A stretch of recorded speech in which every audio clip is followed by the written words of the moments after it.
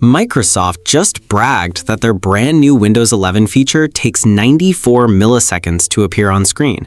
That's longer than your GPU takes to render a full frame of Cyberpunk 2077. And the internet? The internet chose violence.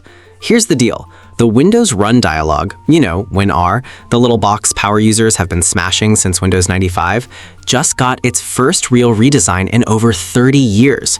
Microsoft rebuilt it from scratch using C# and WinUI 3.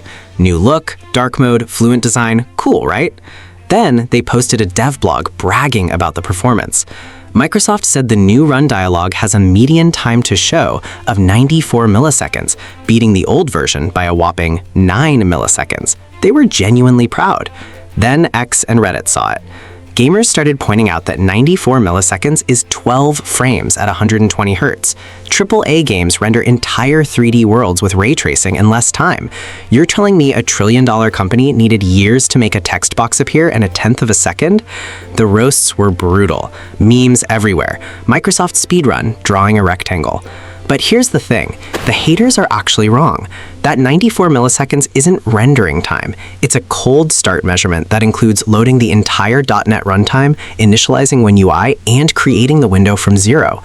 Your game is already running in memory. It's like comparing a car's 0 to 60 time versus how fast it passes a checkpoint mid-race. Completely different things. This whole drama actually shows something interesting about how tech illiteracy works in reverse. People who know enough to quote frame times don't know enough about how app startup actually works. Microsoft has a PR problem though. Maybe don't brag about single-digit improvements when the internet will meme you into oblivion. So next time you hit Win+R, remember, you're witnessing 94 milliseconds of cutting-edge engineering that the internet decided to bully. Like and subscribe if you've ever judged code you didn't actually understand. I know I have. Drop your favorite Win+R command in the comments. Mine's still CMD.